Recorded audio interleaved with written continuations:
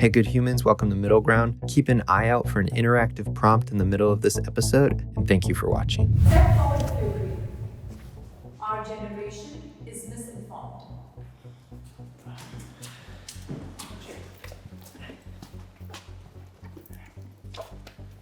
I do feel our generation is heavily misinformed sometimes because of social media. A lot of the times they just see movements as sort of a trend without looking into them, and I feel that happened so much. They'll just go with it, and I feel like a lot of the times it makes it very easy for us to kind of just be tailed by the government, and I feel that we need to do a lot better job at looking into things and really reading into things and starting to take facts over feelings. Yeah, because it's 10 times easier to just look at something and accept it as truth than to go and do your research and find counterclaims or something that aligns with that. Because if you're just sitting there like scrolling through TikTok and somebody says that this is happening, I mean, like, who's gonna? It's not really Educate yourself. Yeah. I strongly agree with both of you guys. I think the reason why I was hesitant about walking over is even though I agree that our generation is misinformed, that doesn't mean that older generations aren't also misinformed, especially, in the form of, for like Gen X and the baby boomers or whatever. Cable news in particular, you have millions of Americans now who are tuning in every night to see Tucker Carlson spread misinformation. I don't want to pick on him in particular, but he's an example. Social media is just another example of what's been going on for generations and generations of people, just with all due respect, being too lazy to do their own research and just believing what other people tell them. Yeah, so I completely agree with you guys, but I also wanted to add that as a generation, we don't have good examples of politicians and how they disagree and agree anymore. When my parents were younger, they used to watch the politicians in the Senate and the House have like great lively debates and come to a conclusion in the end, and you would see how they were speaking and how they bounced off each other's opinions. And now that we don't have that example anymore, we're forced to get our information from social media, and a lot of the news channels these days are heavily biased. And because of that, I feel like as a generation, we're heavily misinformed. My dad and I spoke to each other a lot about politics. And since I was a liberal at that time and he was a conservative, we would have a lot of debates. I would find myself growing and becoming more moderate just because the things he said and the things I listened to and the things I researched because of points that he made to me, I would find myself transitioning into more of a moderate.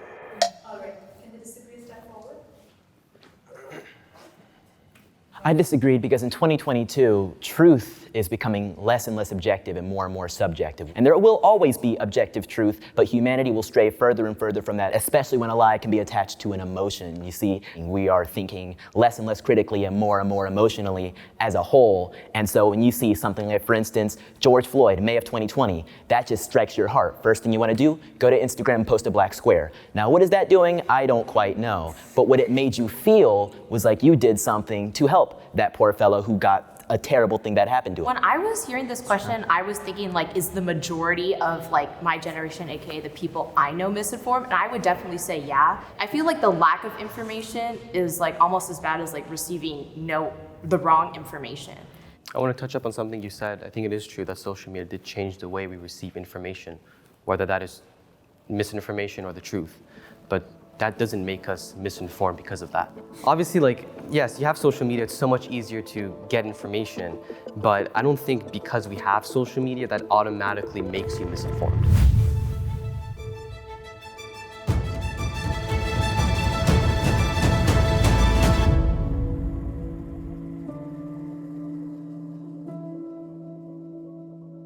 My parents influenced my political beliefs. Grew up in a conservative Christian household in Iowa, so I'm very, very well around like conservative politics all the time, and my parents have absolutely influenced like not only my morals but my political beliefs through that manner. And I think a lot of those teachings actually led me to being more progressive and more liberal over time rather than actually being conservative. Yeah, for me it's kind of similar.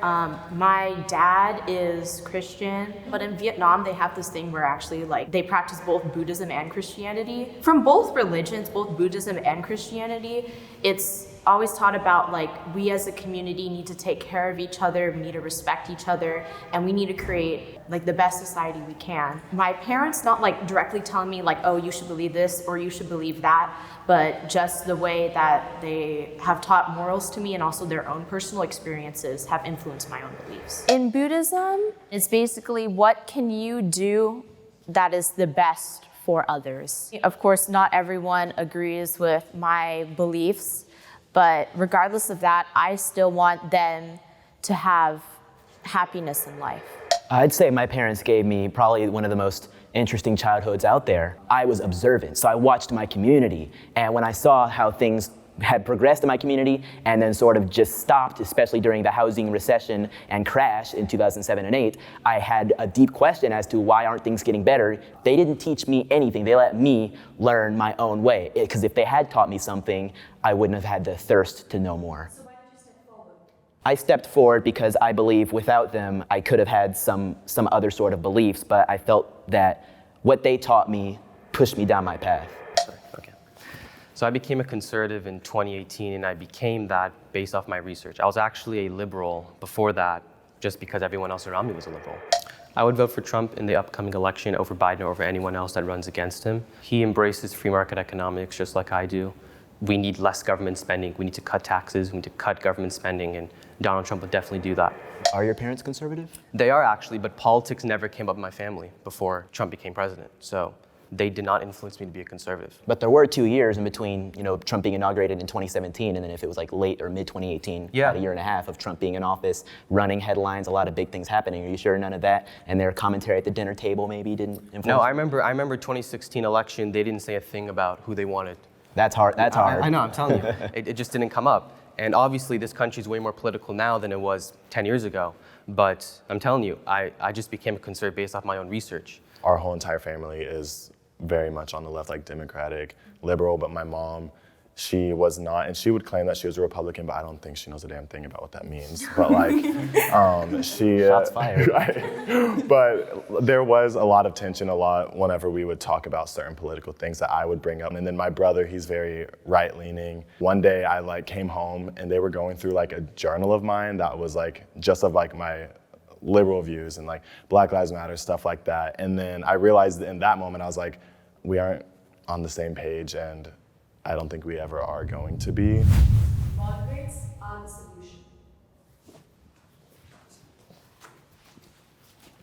Pretty straightforward. This country functions best when people from all different walks of life, all different political ideologies are able to come together for a greater cause. I believe that the two-party system is a trap.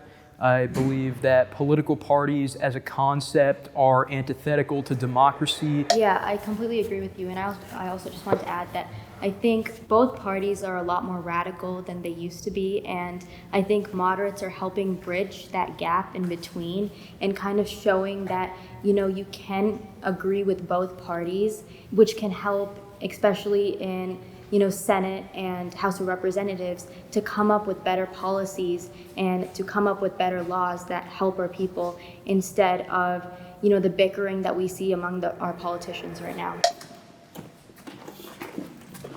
I just think the problem in America is that we don't have enough political parties. We only have two, and that's the problem. It makes us so divided that we have to pick between the left or the right. Yeah, also I hate this notion that it's always what's in the middle that's right. I think really we should be looking at whether it's right or not necessarily based upon the fact whether it's right or whether it's left or whether it's in the middle. It should be based upon the arguments. It should be based upon the rationalization. I love your take on that, but nothing can really ever be right because what's right to one person is not going to be right to the next. I mean, you can look ideologically at both, and I can say, well, this is this and this is this, but who's to say which is correct? Which is why the problem of parties, I think, can't really be solved by breaking the binary. It's something that is ingrained into us as humans to be team members, to be competitive. Competition is what we are, even when it comes to representing ourselves, leading ourselves, and attempting to better ourselves. So having more teams isn't going to fix that. Well, why not just eliminate the political party just to achieve, the ability of people to cooperate with each other? Because George Washington warned of political partisanship in his farewell address. He wasn't saying we need more parties, he was saying we need no parties, because these political parties force people to believe a certain way just so that they can fit in with their fellow party members. Well, Thanos snapping away the party system isn't going to get rid of ideological teamsmanship. We are always going to have these issues, and every person, whether they've got a D or an R next to their name, they're going to get, or I say, hey, are you pro or anti-abortion? Okay, get into this. Are you pro or anti-gun? Okay, get into this. You might see some of these groups slightly different, but in the scheme of things, we're still going to have these teams. Even if we have it split up into a million different parties like some of these parliaments in other countries do, what do those parties do when they need to get something done?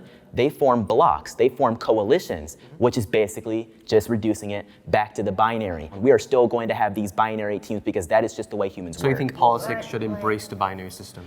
Well, but the whole point of what you were saying about how you should make decisions based on individual policy ideas, like are you pro-choice, are you pro-life, if parties are eliminated, people will actually be forced to do research on the politicians who believe in ideas that are closest to theirs. The kind of extreme, either lefts or even right people, they kind of just slap a label on it. And I feel like moderates do a lot of their own research because they don't necessarily agree with one side. So every problem that comes up, they have to go and do their own research about it to figure out what side they agree with or what opinion they have on it. So why did you not agree with the prompt? I do think that sometimes having, maybe different groups provide conversation. And if we were all the same thing, it's not necessarily, we're not going to have any progress.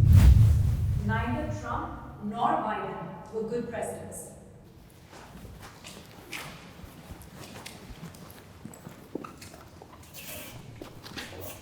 My family benefited from a lot of President Trump's policies, but basically what I felt was that a president needs to be presidential. And for President Biden, I just think that personally he's too old to be president. I do think there needs to be a cutoff limit when someone can be president. Yeah, young people are heavily unrepresented within our country. The average age of an American is around 37 years old, whereas people in Congress are generally above the age of 50 on average. So when people kind of point at Biden to be very old, Trump's also extremely old too. So if we want to put some type of age limit on that, I think that they're both way too old to be president, and obviously we need a lot more representation for younger people. Neither of them seem to have been particularly popular even within their own parties, Trump to a lesser extent. Well, Trump was extremely popular amongst his party, whereas Biden has actually lost a lot of that popularity throughout time as people have seen him throughout his presidency. I think there were a lot of things on both the Republican and Democratic side in which these particular figures led to like a larger amount of polarization amongst the public.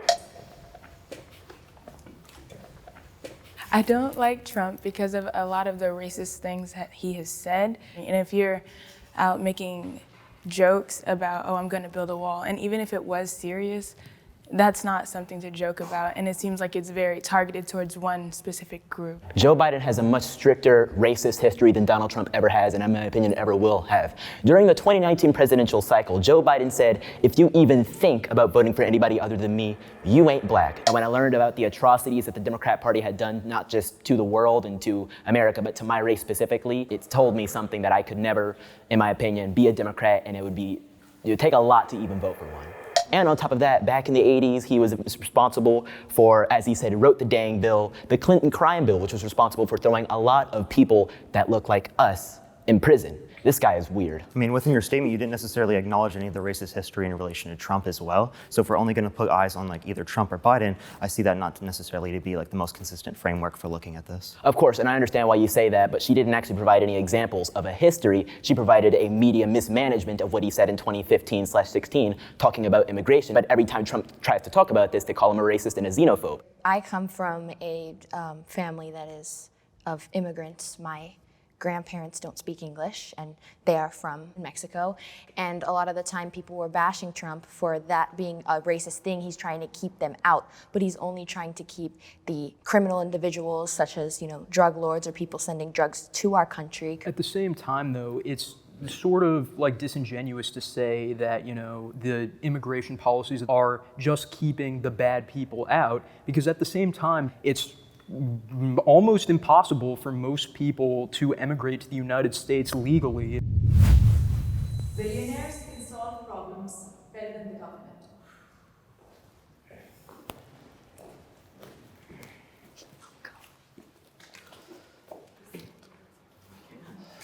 capitalism will always be more superior than the public sector in almost like 90% of things in this country. Billionaires obviously they have a lot of money, but what I see is that billionaires are using their money for philanthropy. They don't want to pay taxes, I see that, because they just feel like if the government takes their money, they're not going to do good with the money. A great example would be Amazon. I mean, it has revolutionized the way we shop. I think the key word in the prompt is billionaires can, affect positive change better than the government. I don't think it's a guarantee that they will, because I think there are certain instances of billionaires doing good with their money. But then there are also, I know you mentioned Jeff Bezos, but he also often doesn't use his money for good, because there are many reports of Amazon employees being mistreated, denied breaks, and issues where it's like, come on, you have all that money, do you need so much more from cutting corners like that? These billionaires can do fantastic things, but I also understand that government regulations, taxes, and various other things occupy their time. I don't believe billionaires should be heavily taxed. I believe the tax cuts we had in 2018 were some of the best things we saw for our economy. I completely would agree with you that we shouldn't be taxing billionaires at such a high rate. If you tax billionaires, they would respond by increasing the prices of goods and services. I think the reason why everything is so expensive is inflation.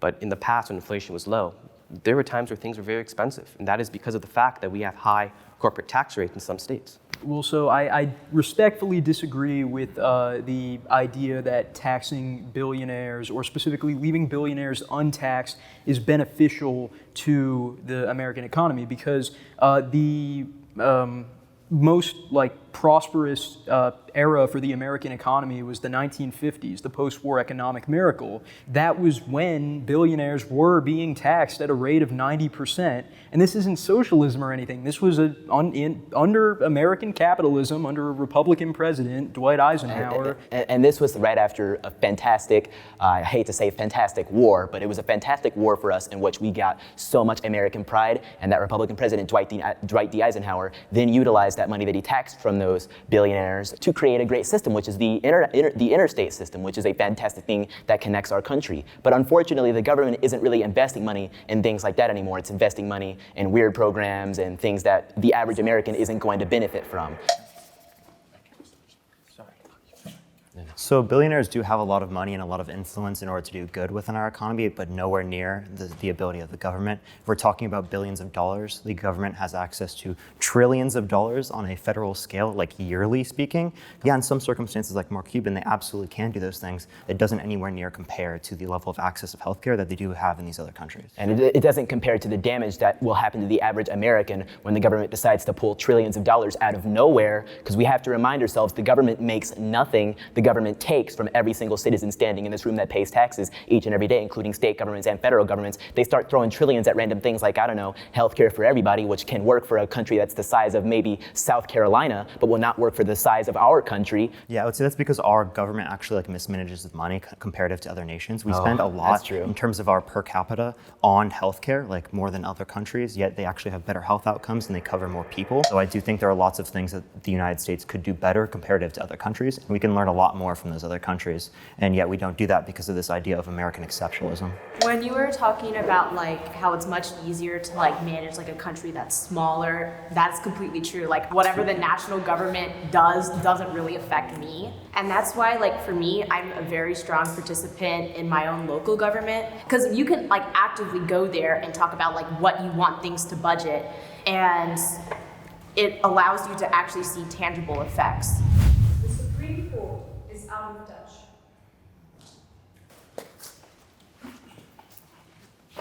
The Supreme Court is full of older people, which is why I just feel like if we were to bring some newer, fresher justices in there, they would understand what we're seeing more. Because as an older person, yeah, you can do your research, but you won't experience things the way that we're experiencing them at this moment.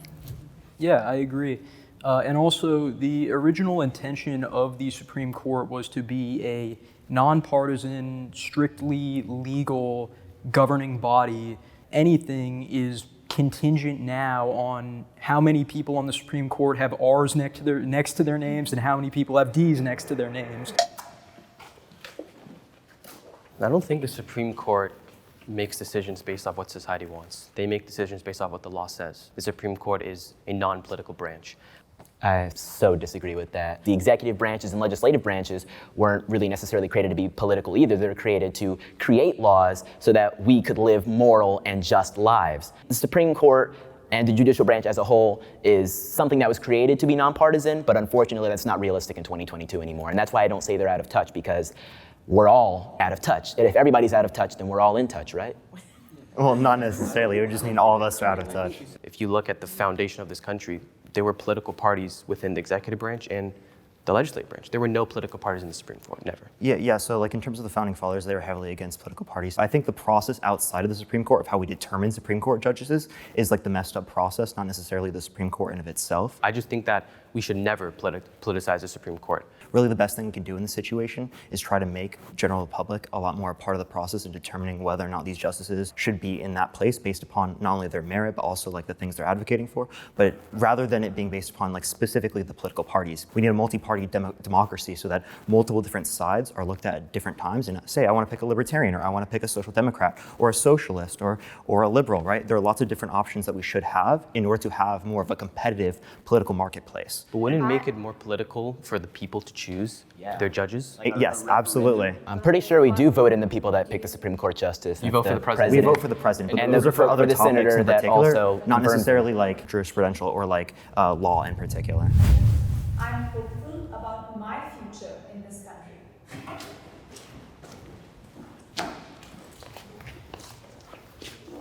Here in the United States, we have the ability and the opportunity to be the best nation in the world and live up to all the ideals that we grew up with and thought that we had. Look at all of us. We're willing to have a conversation, whereas years ago, we might not have sat down. We might have hated each other for having different types of beliefs. So I really think that shows the type of growth potential that the United States has in particular.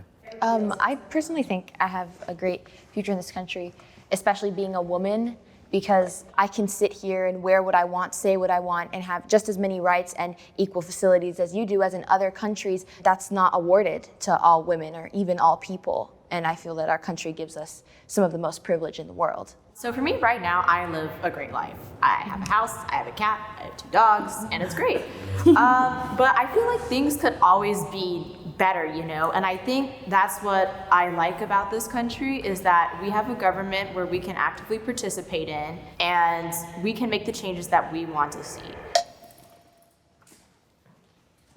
I think that I am very scared for my future. I grew up 2 hours away from a Ku Klux Klan headquarters, if that tells you anything about where I grew up. There's probably less than the amount of fingers I have on my hands of people of color in my school. There was a lot of racial heat that I got growing up, and it forced me to grow up a lot faster than I thought that I'd have to. If you look up Harrison, Arkansas, it's known as one of the most racist cities in America, and you can see, if you're on TikTok and you see, we visited the most racist city in America, that's gonna be Harrison, Arkansas. My mother is white, but whenever my mom would drive through Harrison when we were going somewhere, she would put a blanket over my crib while we were in that city just because she felt unsafe for me. And whenever I hosted the Black Lives Matter protest, a lot of members from that Ku Klux Klan organization in Harrison were making groups saying that they were gonna come up and harass us and harm us. And it's a very scary thing because you read about the Ku Klux Klan in history books. It's a very different thing to hear them personally tweeting out to you that they are going to come and that they're going to harm you. As much as our country is growing, I'm also not going to invalidate the fact that there is a lot of issues that are still stemmed very deep in a lot of people's brains that are still being acted out upon and causing me to feel uncomfortable to live in my country. As a Black woman, I just feel like being anywhere in the world, it's not just America. There will always be somebody who does not like a person of color, and there will always be someone who wants to assault a woman. We are making progress, but in the same way, we can always go backwards. In Detroit, I just was not happy. Being around white kids at school, I think they are taught to believe that Black people are maybe lower than them, and even if it's not taught, it's something ingrained just in society. As someone who is not, quite as dark as you, but lives kind of a similar lifestyle, I'm trying to say is that I understand, I really do. It's still a thing that can be stronger than ever, especially with the benefit of social media. I think it's something that we need to grow past if we're going to make the world better for our children. But I think we're also right here, which is a very diverse group in and of itself, but I think we're gonna be one of the least racist generations ever, which kind of goes without saying. And I think this will be the century that is just completely eradicated, at least systemically. Well, I hope you're right. And it obviously is a privilege to live in the United States, but I think we're going down a very dangerous path. Freedom of speech is under attack in this country. Freedom of thought is under attack. The standard of living has decreased dramatically. People aren't doing better today than they were 10 years ago or 20 years ago. What do you mean we're doing worse off now? Like, what are you looking at in terms of how did you determine whether or not we're doing worse off? Well, there's so many things to look at. One of it is how divided we are politically. But at the end of the day, we are the future. And I hope that we don't follow what they're doing. I hope that when our generation goes into Congress, I hope that we're not so politically divided as they are now. One thing that gives me a lot of hope is just like all of us right now here talking, we're all from different backgrounds, we've all had different stories in our past, but we're all here and we're all having a conversation and we're all listening to each other, we're all getting our ideas out. And in the end of the day, I think this is giving me hope for the future because this is what's gonna change. Most of my friends have the same political beliefs as I do.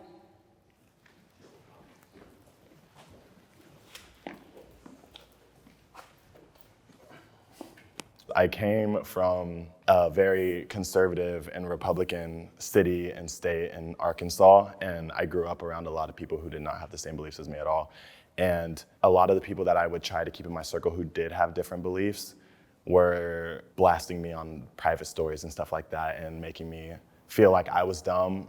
It's really hard for me to make friends that are from the liberal side, as immediately they hear or even see my political views or even my religion, they immediately try to shut me down. They send me death threats. They put stuff in my bag saying they're gonna kill me. They've poured paint in my bag and shaken it up. When COVID happened and things were starting to shut down and the incident with George Floyd happened, everybody started looking through everyone's profiles, their family's profiles, especially when these protests were going on. And there was a picture of my dad and my family, all of us together, and he was wearing a Trump shirt. I was getting a lot of death threats, a lot of encouraging me to commit suicide, threatening to do unspeakable things to me and my family, threatening to find my address and hurt them. I could, in fact, say almost all of them were liberals. It makes it really, really hard because the minute that you're different from them, at least in my experience, they shut you down immediately. So I just kind of close myself off and I stay friends with the people that are going to respect me and respect my views. When I came out publicly as a conservative in 2018, it was probably one of the hardest years I've ever went through. At my school, having my opinions while looking like I did was a non-starter. I received so many obviously negative messages. They called me some terrible things, which I don't even think I can say on here, but all the phrases that you've heard, get thrown at black conservatives simply for having their ideas and make it look like I'm some sort of slave simply for having my opinions, making it seem like I can't think for myself because I am black, not understanding that they're perpetuating the exact same racism that they think they're fighting against by calling me those words. I'm from Thousand Oaks, California, and I've met people who are like pretty hardcore conservatives. I feel like all of us, my friends, when we come and have these discussions, we all just want what's best for this country. And of course, we all have our own ideas of how to achieve that, but in the end, we want a world that everyone can benefit from. And of course, unless you are able to discuss with other people your different opinions with things, and talk about the reasons why you believe certain ways, you can't make any progress with our country. I strongly agree, and so personally, I'm from New Jersey. You can probably figure out I have a predominantly left-leaning friend group. I never really took issue with that because I feel like at the end of the day, you shouldn't be exclusively talking about politics with the people you're friends with. Especially, it's concerning to me that, based on recent studies, a growing plurality of Americans simply refuse to be friends with people who are of different political affiliations from them. That, if anything, says very concerning things about our country. especially because, that this level of political polarization that we're seeing now hasn't been matched in American history since the antebellum era of the Civil War.